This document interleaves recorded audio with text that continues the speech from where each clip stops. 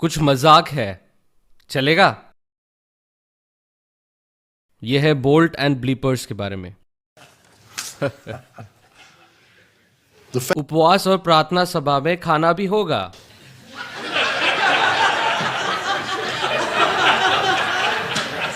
ठीक है, वो लोग एक प्रकाशन में चल रहे हैं ना। इस सुबह का प्रचार होगा, यीशु पानी पर चला। शाम का प्रचार होगा, यीशु को ढूंढना।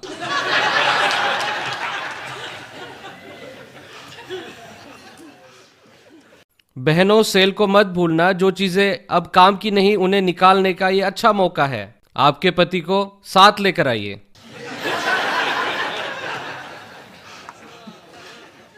हमारे समाज में जो बहुत लोग बीमार हैं, उनको प्रार्थना में याद रखिए। जिनसे प्यार करना मुश्किल है, उनको देखकर मुस्कुराइए। और जो आपको ज्यादा भावने देते, उनको बोलो नर्क में जाओ। ओह, मंगलवार शाम को चर्च हॉल में प्रीति भोज होगा। उसके बाद म्यूजिक होगा।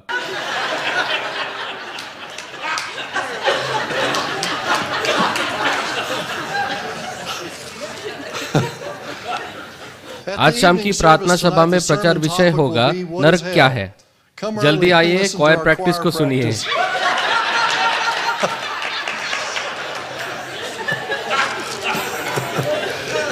ओह मैन, ठीक है। और अब आप वो सब धार्मिक लोग जो बिल्कुल हंस नहीं सकते, आपको जीवन का मजा लेने की जरूरत है।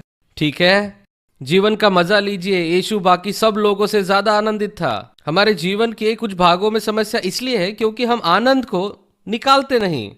आनंद हमारे अंदर है, तो हमें जीवन का मजा लेना चाहिए। हम लोग सेवकाई में उत्कृष्टता देख रहे थे, सत्र 3। लेकिन आपको याद है, मैंने 2 पूरा नहीं किया।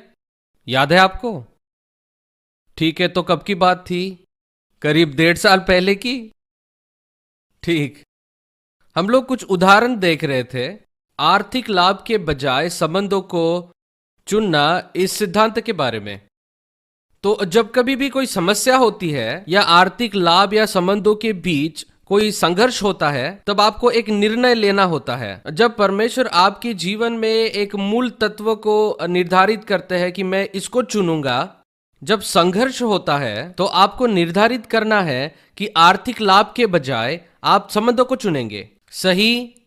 ठीक है, तो हमने अब्राहम के उदाहरण को देखा था और मुझे लगता है हमने अब्राहम के उदाहरण को पेज 4 पर खत्म किया। हमने नहीं किया था? ठीक है, तो अब्राहम ने संबंध के खातिर उत्तम जमीन को छोड़ दिया। अब्राहम और लूत याद है? और बाइबल कहती कि लूत ने अपने लिए चुना। फिर लूत ने अगली कौन सी बात की? अपने लिए चुनाव करने के बाद वचन कहता है कि उसने सदोम की ओर अपना तंबू गाड़ा। क्या आपको याद है, हमने बात की थी कि पैसों का लोभ हर बुराई की जड़ है। पैसों के लोभ के ऊपर जय पाने का तरीका यह है कि आप आर्थिक लाभ के बजाय संबंधों को चुने। अगर लूत ने कहा होता, ओ नहीं मेरे पिता अब्राहम, जो जमीन आपको चाहिए आप लीजिए, क्योंकि आप ही है जो आशीषित होना चाहिए। मैं तो यहाँ पर आपके साथ हूँ, मैं आपका सेवक हूँ, तो आप मेरे लिए चुनाव कीजिए। लेकिन जब उसने संबंधों के बजाय आर्थिक लाभ को चुना, उसका आत्मिक मापदंड बिगड़ गया और फिर वो वहां से नीचे की ओर गया।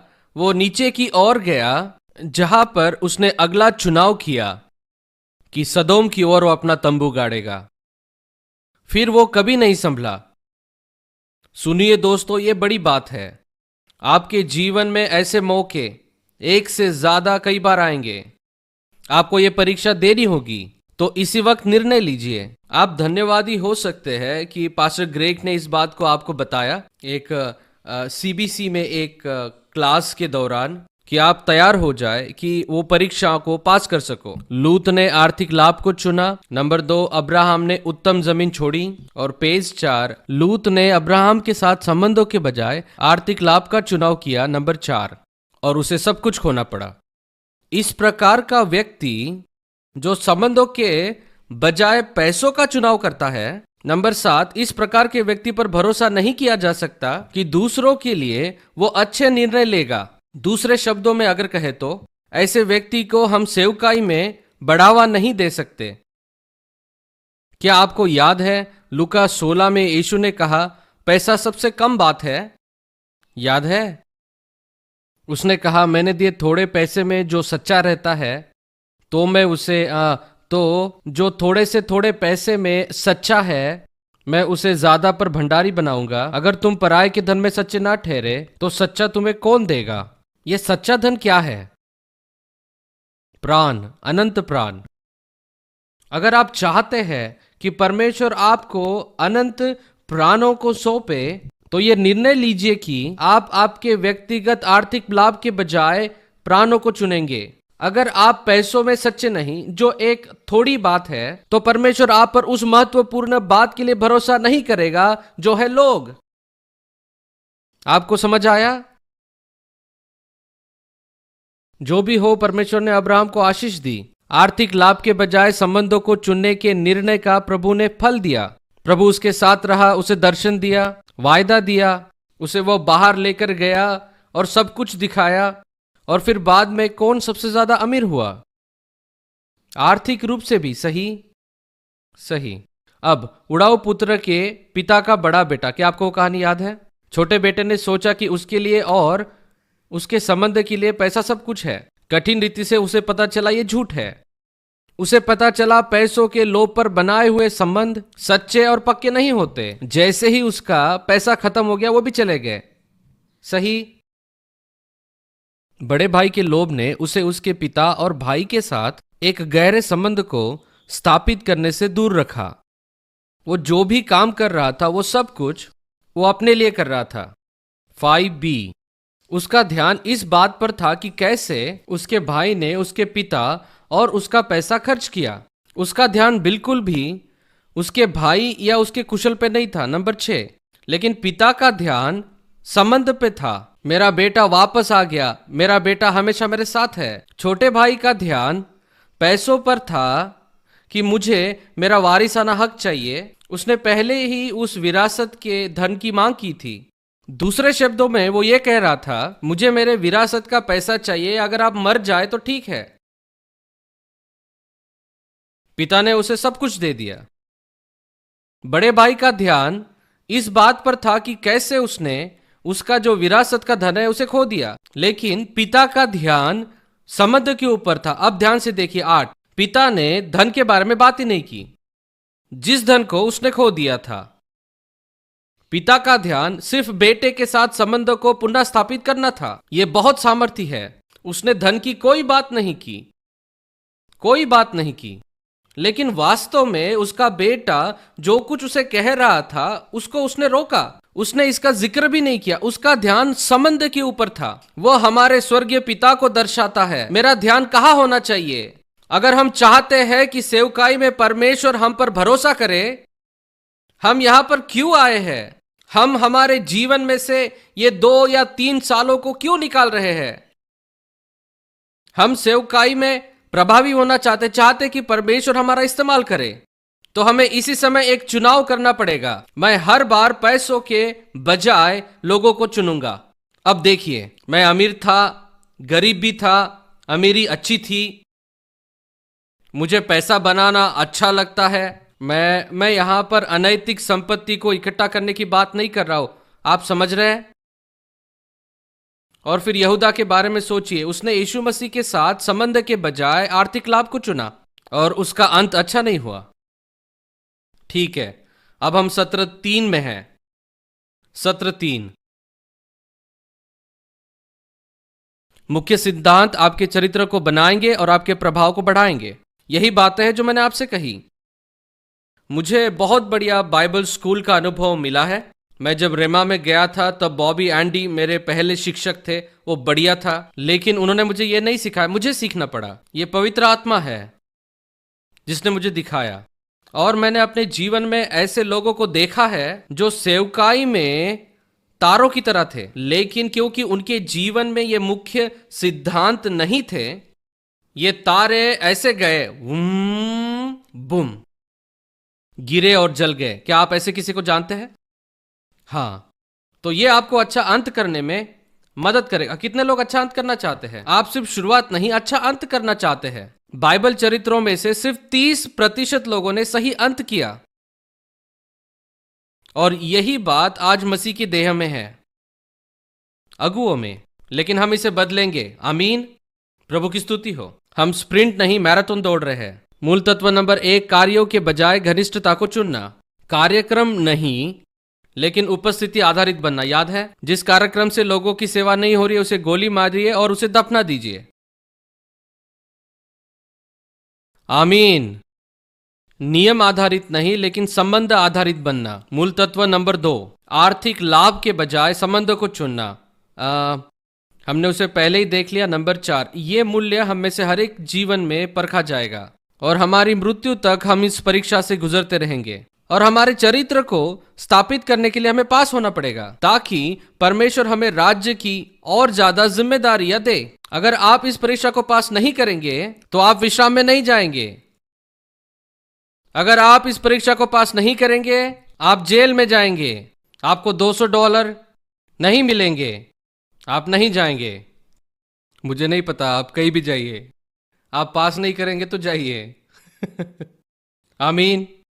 आप अभिषिक्त हो सकते हैं, आपके पास बहुत दान हो सकते हैं, परमेश्वर द्वारा बुलाए गए हो सकते हैं, लेकिन बुलाए गए बहुत है, लेकिन चुने हुए थोड़े हैं। चुने हुए थोड़े क्यों है? क्योंकि थोड़े चुने हुए हैं, और विशेष करके इस जगह पर लोग विश्वास योग्य नहीं होते। इसलिए इसके बारे में सोचिए। आपके जीवन में उस मूल बात को लागू करने के लिए परमेश्वर का अनुग्रह लीजिए। नंबर 3, सफलता के बजाय परिवार को चुनना। सफलता के बजाय परिवार को चुनना। अब इस बात को मैं सीधा कहता हूं। देखिए, आपको चिंता करने की जरूरत नहीं है। मैं आपके ऊपर दोष नहीं लगाऊंगा। उन लोगों को जिन्होंने तलाक का दर्द सहा है, ठीक है, मुझे आप पर पूरी दया और करुणा है, लेकिन सिर्फ इस कारण से कि आप उस दर्द से गुजरे, या फिर आप उसमें एक मुख्य पीड़ित थे, या आपने आपकी ओर से कुछ गलत निर्णय लिए, फिर भी इसके कारण हम इसे अपना लक्ष्य नहीं बना सकते, या ऐसा चुनाव नहीं कर सकते कि ये परमेश्वर के अनुग्रह के द्वारा यह एक मूल्य की तरह प्रकट हो रहा है। एक पासबान संडे सुबह खड़े होकर ये नहीं बोल सकता कि मैं और मेरी पत्नी अब आगे नहीं बढ़ सकते, लेकिन मेरी बुलाहट शादी के लिए नहीं, लेकिन सेवकाई के लिए है।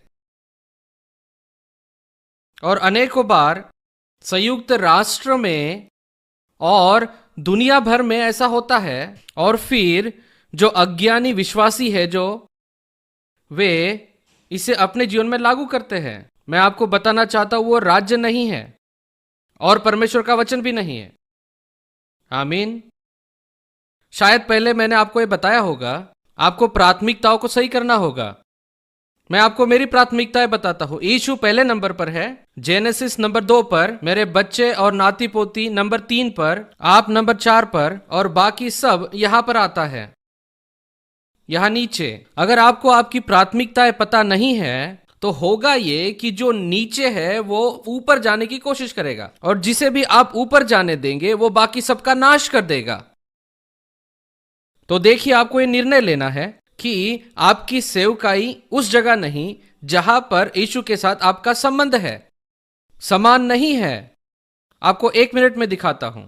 मैं यहां पर सफलता की बात नहीं कर रहा हूं, क्योंकि उसमें बाइबल के आधारित अगर देखें तो शामिल होगा स्वस्थ पारिवारिक संबंध। लेकिन जो मैं बता रहा हूं वह है सांसारिक सफलता के बजाय परिवार को चुनना। सांसारिक सफलता की यह राय कोई भी कीमत चुकाती है। आपको जो करना है वो कीजिए, कितने भी समय काम कीजिए, परिवार के लिए कभी आपके पास समय नहीं होता। ऐसा वातावरण जिसमें अगर आपके पास कुछ समय बच जाए तब वो उनको मिलता है। क्या मसीहों में आपने ये देखा है, या शायद आपने ऐसे किया है? मैं एक व्यापार करता था एक आदमी के साथ, और हम दोनों को ही हमारे 20 साल में करोड़पति बनने की अपेक्षा थी, और वो तो करोड़पति बन गया। उन घटनाओं के कारण जो घटी थी, मैंने मेरा पैसा हेलीकॉप्टर टूर व्यापार में लगाया और वो लोगों की सुरक्षा के साथ समझौता कर रहा था। इस वजह से मैंने सारा पैसा छोड़ दिया और वो हेलीकॉप्टर को हवाई लेकर गया और क्रैश कर दिया। उसने बड़ा बीमा किया हुआ था तो उसे बहुत पैसा मिला और वो करोड़पति बन गया। उस समय वो 30 साल का था, लेकिन उसने परिवार को खो दिया और आयरिश से भागकर रशिया में जाकर छुप गया। जब बाद में वो स्टेट्स में आया, उन्होंने उसे ढूंढ लिया और उसे जेल में डाल दिया।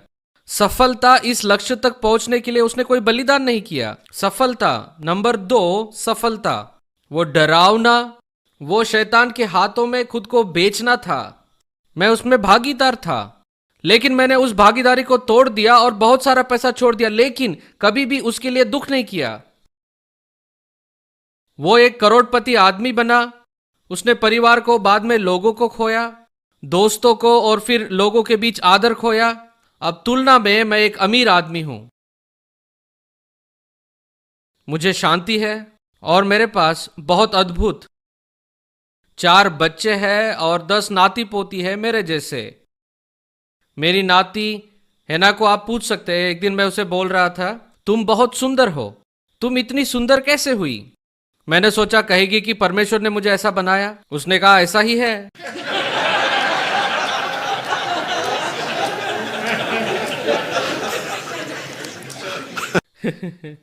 हे प्रभु, वे लोग धमाका है। बड़े मजाकी है। मेरा पोता जो ना ह्यूस्टन एरिया में रहता है। एक बार मैं घर में आया और जाने के बाद पहली बात, वो बहुत ही गंभीर था।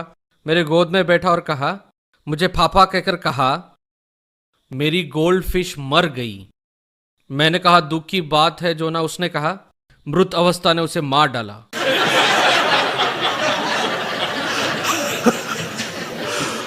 हे प्रभु, वे लोग धमाका है। हम परिवार के साथ अच्छा समय बिताते हैं, लेकिन मैं ऐसे लोगों को जानता हूं जो अपनी सफलता को महत्व देते हैं। वे परिवार के बारे में बातें तो करते हैं, लेकिन मुख्य बात देखिए, अगर मुझे इसके बारे में सच्चाई पता करनी है तो मैं आपके पति या पत्नी से पूछूंगा, क्योंकि वो बताएंगे। तो मेरे पूछने के लिए या किसी सलाहकार के पूछने का इंतजार मत कीजिए, आप पूछिए। मैंने मेरी पत्नी को मेरे कैलेंडर के ऊपर पूरा अधिकार दिया है। वो हमेशा उसका उपयोग तो नहीं करती, लेकिन मैंने दिया है ताकि उसे ऐसा ना लगे कि उसे मेरी सेवकाई के साथ स्पर्धा करना है, क्योंकि मैं नहीं चाहता कि मेरी सेवकाई मेरी प्रेमिका बने। बहुत से ऐसे सेवक हैं जो उनकी सेवकाई के साथ आत्मिक व्यभिचार करते हैं। वे उनके परिवारों को त्याग रहे हैं, और ये राज्य नहीं, परमेश्वर नहीं और यीशु नहीं, लेकिन सफलता पाने की हमारी कामना है। बढ़िया प्रचार, ग्रेग, हालेलुया। मुझे लगा मुझे तालियों की गड़गड़ाहट मिलेगी। Amen. मैं एक ऐसे इंसान के बारे में जानता हूं जो एक अच्छा इंसान था, बड़ा व्यापारी और करोड़पति था, लेकिन उसकी गवाही यह थी कि उसने परिवार के बजाय सफलता को महत्व दिया। उसने उसकी पत्नी को जीवन और अपने व्यापार में भागीदार नहीं बनाया। अपने बच्चों की सहायता करने के बजाय उन्हें दूर किया। परिणाम में आर्थिक सफलता तो मिली, लेकिन बच्चे गलत कामों में पड़े। पत्नी भावनात्मक रूप से असंतुलित हो गई। वो, मेरे दोस्तों, सफलता नहीं है। क्या आपने मुझे सुना? अब मैं जानता हूं बिना पश्चाताप किए उपहारों को और बुलाहट को, और देखिए, अगर आपने सब कुछ मेरे जैसे सिद्ध रूप से नहीं किया है, ये कोई हमने जो गलतियां की है उसके ऊपर हमें दंड मिलने की बात नहीं, लेकिन ये निर्णय लेने के बारे में है। ये मेरे जीवन का मूल्य है और इसे प्राप्त करने के लिए मुझे अनुग्रह मिला है। हम सबको सुसमाचार के फायदों की तरफ से अनुग्रह अच्छा लगता है, लेकिन जिम्मेदारी की तरफ से क्या? अपने परिवार के लिए अपनी सफलता को एक तरफ रखने के बारे में, उसके बारे में क्या है कि हम उनकी अगुवाई कर सके। हालेलुया। आप इसी के बारे में सोच रहे थे। बी, आर्थिक सफलता, सेवकाई की सफलता, पारिवारिक सफलता परस्पर रूप से अलग नहीं है। आर्थिक सफलता, सेवकाई में सफलता, पारिवारिक सफलता परस्पर अलग नहीं है। इन तीनों में एक संतुलन है जिसे पाने के लिए परमेश्वर का अनुग्रह मदद करता है। मैं ऐसे बहुत से लोगों के साथ रहा हूं। उनके जीवन के अंत में 27 साल पासबानी करने के बाद मैंने इतनी दफन क्रिया की है जिन्हें मैं करना भी नहीं चाहता था।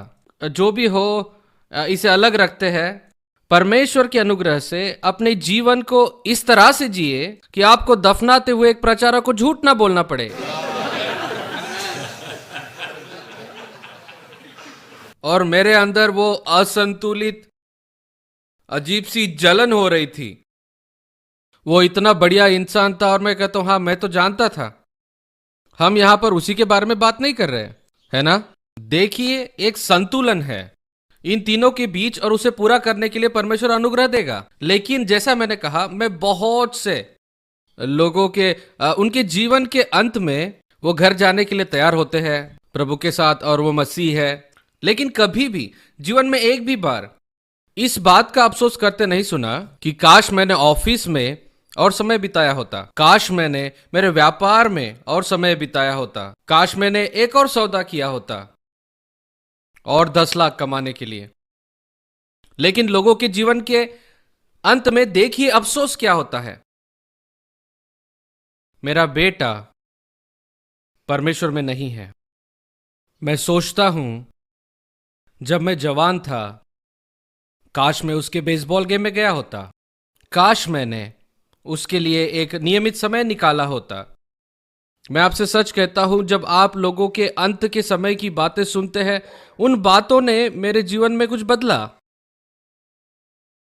और मैंने कहा, मैं मेरे जीवन के अंत में इस तरह से नहीं सोचना चाहता। और फिर मैंने मेरे परिवार में समय बिताना शुरू किया।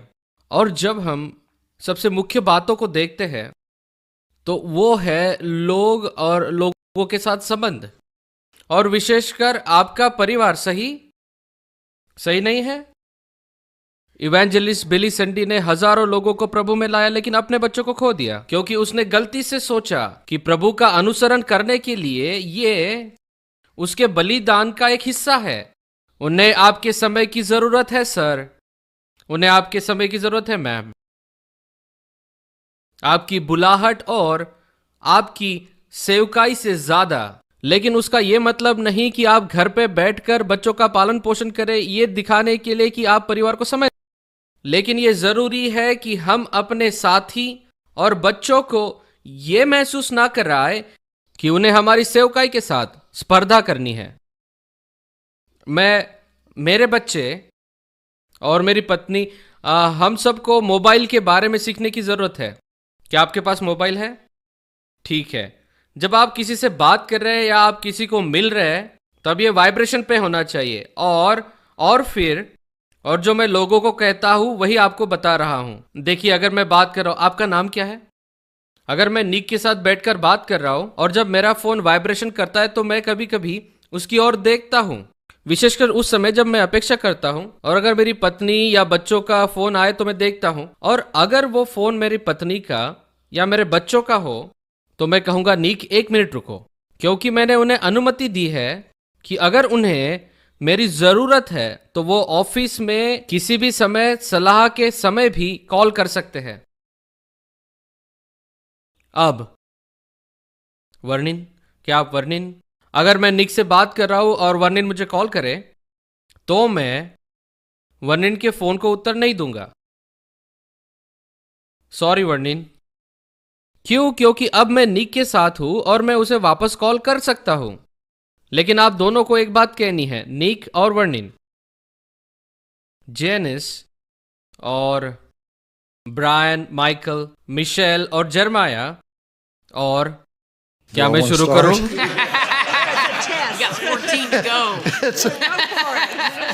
ये परीक्षा की तरह है। अगर जे लव, एडी, मैडलिन, हेना, जोना, डैनियल, जोएल, हेली, एली, और 10 हो गए। अगर वे कॉल करे तो आप प्रतीक्षा में हैं। वे अंदर आ सकते हैं किसी के भी बीच में। हमेशा वे ऐसा नहीं करते, लेकिन अगर करे तो वे प्राथमिकता है। तो पता है उन्हें कैसे लगता है कि उन्हें मेरी सेवकाई के साथ स्पर्धा नहीं करनी है। मेरी पत्नी, उसे मेरे कैलेंडर के ऊपर पूरी तरह से नियंत्रण है। अगर मैं कोई समय नियुक्त करूं और उसे दिखाऊं, उसे अगर पसंद नहीं आए तो वो उसे बदल देती है। वो हमेशा ऐसा नहीं करती, लेकिन मैंने ये अधिकार दिया है। क्यों? क्योंकि मैं नहीं चाहता कि उसे ऐसा लगे कि मेरी सेवकाई मेरी प्रेमिका है जिसके साथ वो स्पर्धा नहीं कर सकती। क्योंकि प्रभु के नाम में हम बुलाए गए हैं। हम बुलाए गए हैं। ठीक, तो फिर हमारा क्या? परिवार का क्या होगा? मतलब क्या परिवार नहीं बुलाया गया है? देखिए, मैंने मेरे बच्चों से कहा, यह है सौदा। यीशु नंबर 1 है, तुम्हारी माँ नंबर 2 है और तुम्हारा नंबर 3 है। एक दिन तुम लोग चले जाओगे, लेकिन मैं तुम्हारी माँ से ज्यादा प्यार करता हूं। लेकिन लोगों से ज्यादा मैं तुमसे प्यार करता हूं। और बाहर संसार के लोगों से ज्यादा मैं आपसे प्यार करता हूं। तो अगर आप उन प्राथमिकताओं को सही रखें तो आप किसी को भी नहीं खोएंगे। आमीन। बहुत से लोग हैं जो इस वचन का उपयोग करते हैं। ठीक है, देखिए मरकुस उसका 10वां अध्याय। मरकुस उसका 10वां अध्याय। अब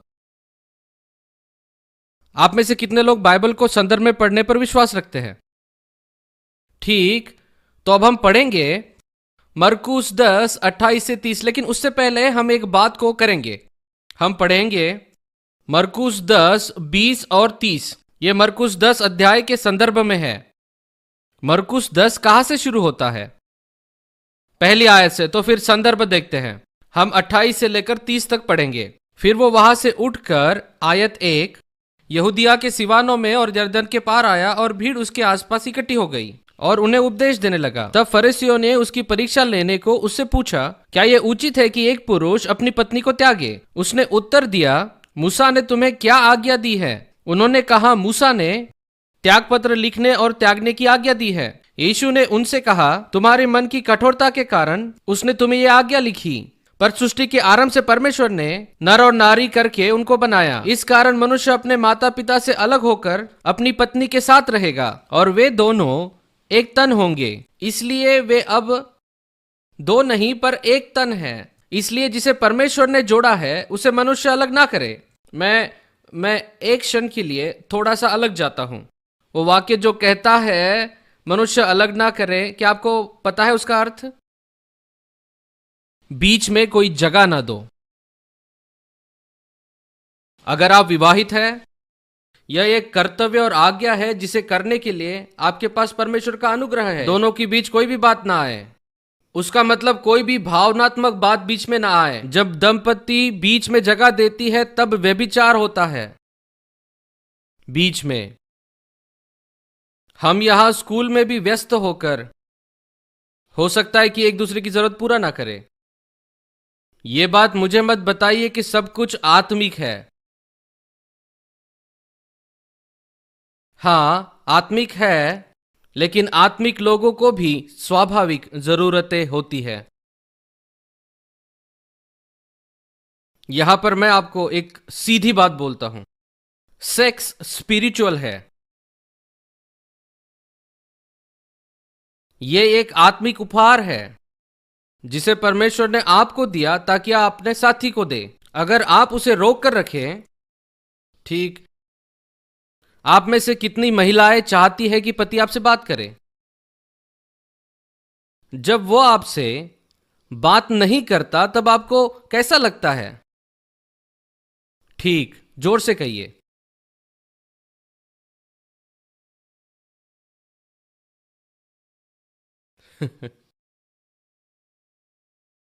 क्या मैंने ज्यादा बोल दिया? ठीक, आपको समझ आया? स्तुति हो। बीच में कोई जगह ना दो। मैंने कहा बीच में जगह ना दो, और उसका मतलब है कि आपके पति को पूरी तरह से आपकी जरूरत है कि आपके उपहार का उपयोग करें। उसकी सेवा करना एक बंधन को निर्माण करता है। तब वो ऐसा महसूस करता है, देखिए उसे ऐसा महसूस नहीं होता। उदाहरण के लिए एक दंपति विवाह सम्मेलन में गए और वहां पे वो लोग उनसे पूछ रहे थे कि शारीरिक संबंध के लिए कितनी बार वो लोग एक साथ आते हैं। उन्होंने पूछा कि सप्ताह में 3 बार कितने लोग शारीरिक संबंध रखते हैं। तो फिर किसी ने हाथ उठाए, महीने में 1 बार शारीरिक संबंध होता है। तो जब इस परिवार की बारी आई तो इन्होंने कहा साल में 1 बार। तो ये आदमी जो पीछे बैठकर बार बार इस तरह से कर रहा था, तो उसे देखकर प्रेजेंटर ने उससे पूछा, सर आप इतने उत्साहित क्यों है? तो उसने कहा आज रात, आज रात।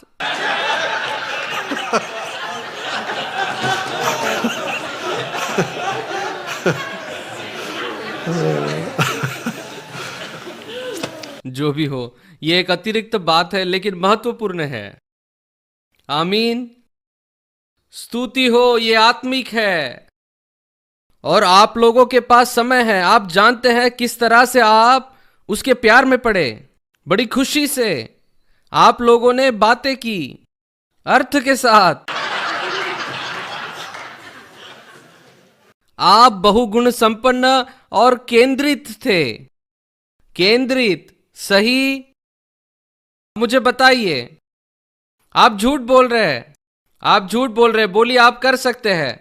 आप नहीं करेंगे, वही है समस्या। कीजिए, तब आप उस संबंध से आशीषित होंगे। आमीन। बढ़िया। यहां 28 से 30 आयत में जो संदर्भ है वो शादी का संदर्भ है। आप देख सकते हैं। ठीक है, अभी 28 से 30 आयत देखते हैं।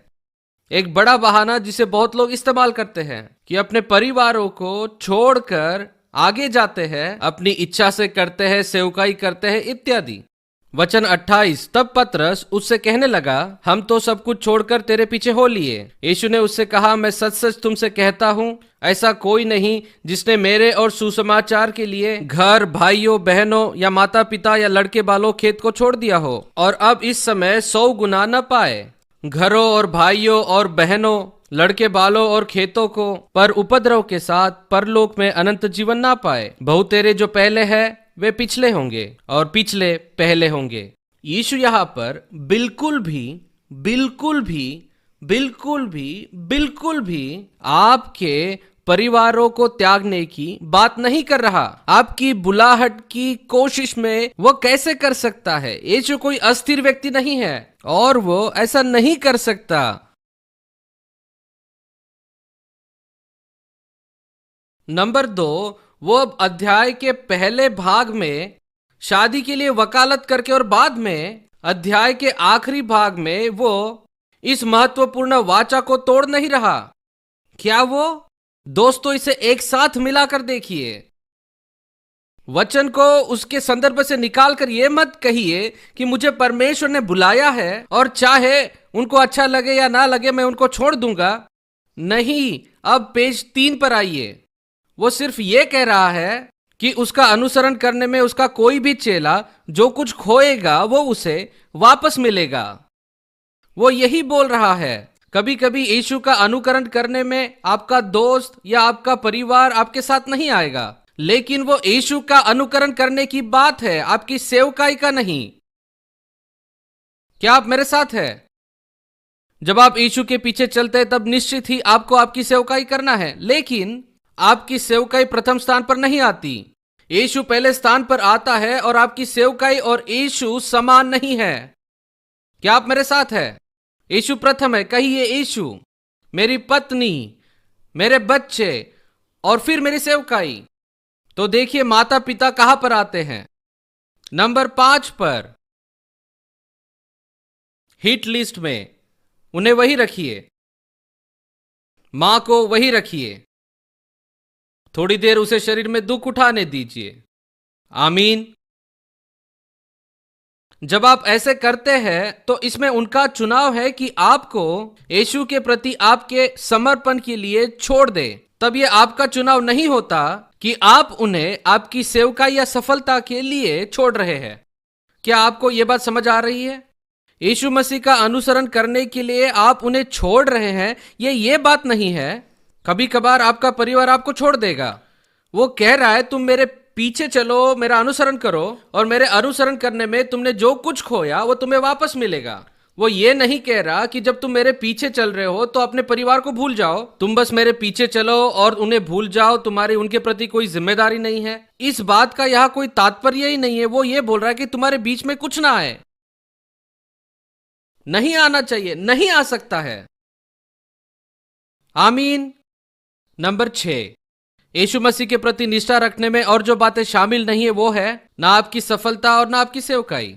इस मूल्य के लिए वचन से और कुछ आधार देखिए। पहला, कुरिन्थियों 7:24, हे भाइयों, जो कोई जिस दशा में बुलाया गया वो उसी में परमेश्वर के साथ रहे। और पहला कुरिन्थियों का 7वां अध्याय का संदर्भ विवाह है। जो जिस दशा में बुलाया गया वो परमेश्वर में बना रहे। वो हमें यह बता रहा है हमें अपनी बुलाहट को पूरा करने के लिए परिवार को नहीं छोड़ना है, चाहे फिर आपका साथी अविश्वासी क्यों ना हो।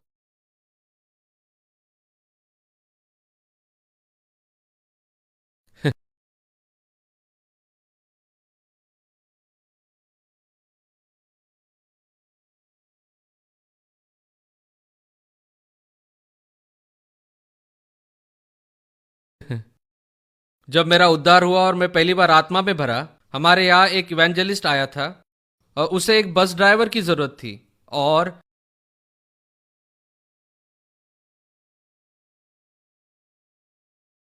और इसके बारे में सोचिए, मेरी शादी हुई थी तो मेरे साथ मेरी पत्नी और 2 छोटे बच्चे थे। सारे देश भर घूमने के लिए उसे एक बस ड्राइवर की जरूरत थी और मैं जाने के लिए तैयार था। और मेरी पत्नी ने कहा नहीं, कोई रास्ता नहीं। क्या तुम सारे देश भर गाड़ी चलाने जा रहे हो और मुझे और बच्चों को यही छोड़कर बस में नहीं ले जा रहे हो? परमेश्वर ने इसके लिए आपको नहीं बुलाया। मुझे थोड़ा बुरा लगा और मैं नाराज हुआ, लेकिन वो सही थी और बुद्धि जीत गई। लेकिन मैं जाना चाहता था। लेकिन देखिए, परमेश्वर ने उसके लिए नहीं बुलाया, लेकिन पहले परिवार के लिए बुलाया कि आप उनकी देखभाल करें। सही है, देखिए आप दोनों भी कर सकते हैं, लेकिन हमें हमारी प्राथमिकताओं को सही रखना है। और देखिए, हम में से बहुतों ने अपने परिवार को त्याग दिया सेवकाई के लिए आपके जोश के कारण। लेकिन परमेश्वर ने परिवार को छोड़ने के लिए आपको नहीं बुलाया, इसके लिए उसने नहीं बुलाया।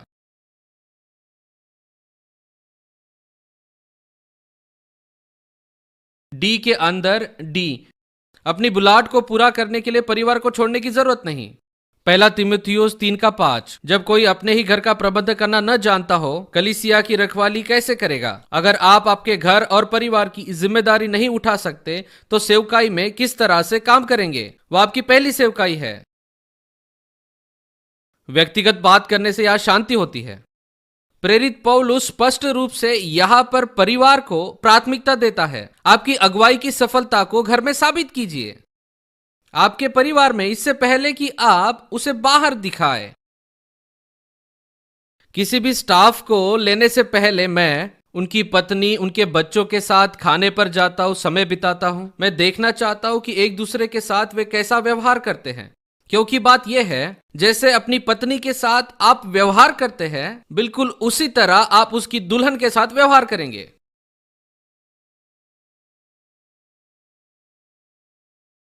यदि कोई अपनों की और अपनी चिंता ना करे तो वह विश्वास से मुकर गया और अविश्वासियों से भी बुरा हो गया है। सबसे पहले हमारे परिवार की आत्मिक, मानसिक और आर्थिक जरूरतों को पूरा करना है। उसके बाद परमेश्वर ने आपको जिन लोगों के लिए बुलाया उनकी जिम्मेदारी है। अगर आप पहली जिम्मेदारी में असफल हो जाए तो हम विश्वास में नहीं। जैसा आप अपनी पत्नी से व्यवहार करते हैं, बिल्कुल उसी तरह आप उसकी दुल्हन से व्यवहार करेंगे।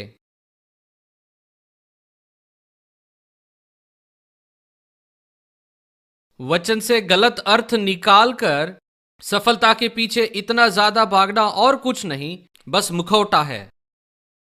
4, प्रतिष्ठा और अपनी पहचान के लिए अपेक्षा का मुखौटा पहनना।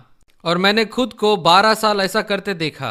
व्यापार और सेवकाई में। व्यापार के पीछे छुपकर मैंने परिवार की जरूरतों को अच्छी तरह से पूरा किया और सेवकाई के पीछे छुपकर मैं स्वर्ग राज्य के काम को पूरा कर रहा था। और 1984 तक मुझे समझ नहीं आया, टेक्सास की एक छोटी सी कलीसिया में जब मैं पासबान था, फर्श पर गिरकर परमेश्वर को ढूंढ रहा था, मुझे समझ ही नहीं आया कि अनजाने में मैं सेवकाई की वेदी पर अपने परिवार को रख रहा था।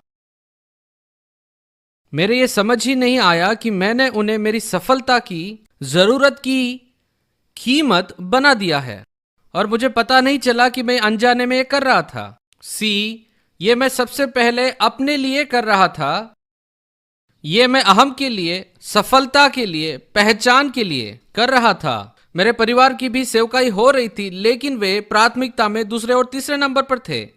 और मार्च 1984 में मैंने परमेश्वर और मेरे परिवार को समर्पण किया कि मैं कभी भी मेरे परिवार को सेवकाई की वेदी पर और व्यक्तिगत सफलता की वेदी पर कुर्बान नहीं करूंगा। तब मेरी जीवन की प्राथमिकताएं बदल गई और सेवकाई में भी फल दिखने लगा। फिर मैंने मेरे दर्शन की सफलता के लिए लोगों के प्रति उत्तर को नहीं देखा, लेकिन समझ गया कि सेवा करना ही वह धन है। मैंने छुटकारा पाया और मैं इस बात को नहीं जानता था, यह बात मुझे समझ नहीं आई। कितने लोग जानते हैं कि स्वार्थी कामना बिल्कुल परमेश्वर ने दिए स्वप्न की तरह दिखती है। मूसा के पास परमेश्वर ने दिया स्वप्न और दर्शन था, है ना? स्वार्थी कामना के कारण उसने उसे अलग रीति से पूरा करना चाहा और उसे बीएसडी डिग्री मिली, मरुभूमि में भटकना। और मैं जवान था, जोशीला था, महत्वाकांक्षी था, मैं सफल होना चाहता था, लेकिन एक तरह से परमेश्वर उन सबको रोक रहा था, क्योंकि उसने कहा कि मैं तेरे साथ यह सहमत नहीं हूं कि उसके लिए तू अपने परिवार को छोड़े। और उसने मुझे सुधारना शुरू किया। उसने लोगों के लिए सुधारना शुरू किया, मेरे बच्चों के लिए मुझे सुधारना शुरू किया। उसने कहा, देख तेरे 4 बच्चे हैं, मैं चाहता हूं कि तू उनके साथ सप्ताह में एक बार समय बिताए, और जब तू ये समय बिताए तो मैं नहीं चाहता कि तू उन्हें सिखाए या कोई उपदेश दे। तुझे उसके लिए अनुग्रह नहीं है, तुझे अनुमति नहीं है। मैं चाहता हूं तू उनके साथ समय बिताए, एक सीमा में जहां जाना चाहते वहां जाए। ओ भाई, मैंने सारे चिक फ्लिक्स देख लिए, लेकिन मेरा मतलब नकारात्मक नहीं है। मैं बोल रहा हूं कि बस लापरवाही। और हर सप्ताह जब मैं उनके साथ गया तो वे लोग यहां जाना चाहते थे, वहां जाना चाहते थे, तो मैं बस उन लोग के साथ रहा। मैंने कोई आत्मिक बातें नहीं की, कोई योजना नहीं थी, बस इतना था कि एक पिता अपने बच्चों के साथ समय बिताया। मैं आपको बताऊं, मेरे बच्चों के साथ आज मेरा अच्छा संबंध है। यह अद्भुत बात है, बस अद्भुत। हम एक दूसरे को अच्छा दोस्त समझते हैं क्योंकि हमने एक दूसरे के साथ समय बिताया। अगर आपने ऐसा नहीं किया तो खुद को दोष मत दीजिए। परमेश्वर आपको मदद कर सकता है। यह कोई दंड का प्रचार नहीं है, लेकिन आपको जो प्रकाशन मिला है आप उसमें चलिए। मैंने ह्यूस्टन टेक्सास के उस कलीसिया के फर्श पर एक निर्णय लिया। मैं उस फर्श पर लेटा हुआ था और मैंने कहा, प्रभु अगर मुझे मेरे परिवार को खोना पड़े सेवकाई के लिए तो मैं सेवकाई को भूल जाऊंगा। मैं आपके पीछे चलूंगा, आप जो भी कहेंगे उसे मैं पूरा करूंगा, लेकिन मैं अपने परिवार का बलिदान नहीं चढ़ाऊंगा सेवकाई की वेदी पर, और आपको मेरी मदद करनी है।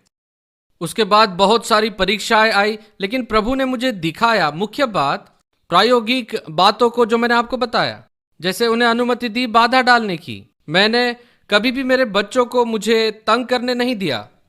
मैं मेरे बच्चों को बुलाता था और मेरा एक बच्चा पत्तों की एक डब्बी को अपने साथ लेकर आया और हम खेल रहे थे।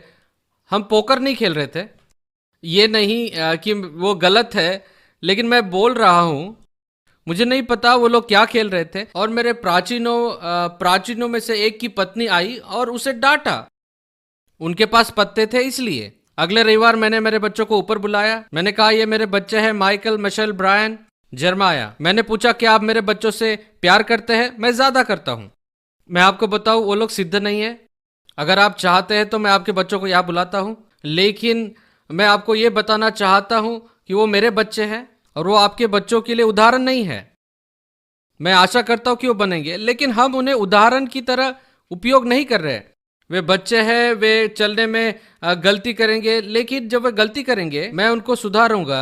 लेकिन मैं आपसे ज्यादा उनसे प्यार करता हूँ। और मैंने सारी कलीसिया के सामने ये बात कही और मैंने कहा कि अगर आपको समस्या है तो आप आकर मुझसे बात कीजिए।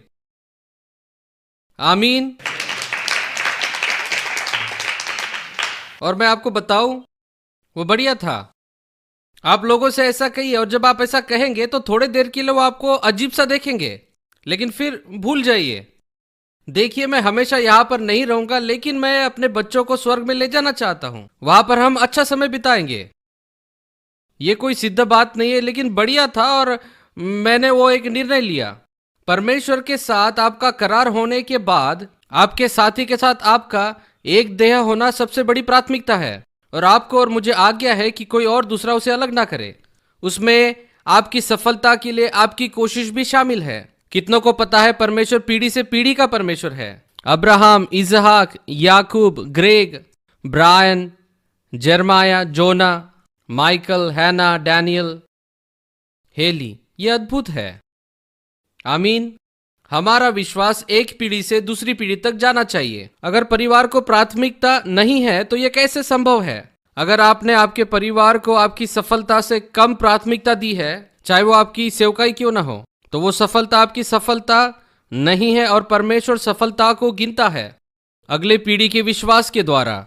अगर आप उनके साथ समय नहीं बिताते और उन्हें प्रथम स्थान नहीं देते, तो जो आपके पास है वो अगली पीढ़ी तक कैसे जाएगा? अब फिर से, आप में से कितने आपने जो इस विषय में गलती की है उस पर मुझ पर अनुग्रह रखकर अपने आप को दोषी नहीं ठहराएंगे, लेकिन अब हम ये निर्णय ले सकते हैं, यीशु प्रथम स्थान पर, परिवार दूसरे स्थान पर और सेवकाई तीसरे स्थान पर रहेगी। क्या ऐसा कर सकते हैं? ठीक है, खड़े रहिए, मैं आपके लिए प्रार्थना करता हूं। प्रभु, इन स्त्री पुरुषों पर मैं आपका अनुग्रह बोलता हूं। सबसे पहले भूतकाल में उन्होंने जो गलतियां की है उस पर दोष नहीं लगाने का अनुग्रह। हम सब ने गलतियां की है, लेकिन आपकी करुणा उसे ढांपती है। उन्हें आगे बढ़ने के लिए इसे उनके हृदय का एक मूल्य बनाने दीजिए कि उनका परिवार प्रथम स्थान पर है। उसे प्रदर्शित करने के लिए उन्हें स्पष्ट और प्रायोगिक तरीकों को दिखाइए, ताकि उन्हें यह ना लगे कि उन्हें स्पर्धा करनी है उनकी सेवकाई के साथ। उन्हें आशीष दीजिए, उन्हें भरिए पिता, और इन्हें अगुवाई का ऐसा अभिषेक दीजिए जो एक पीढ़ी से दूसरी पीढ़ी तक आगे जाए। यीशु के नाम से आमीन।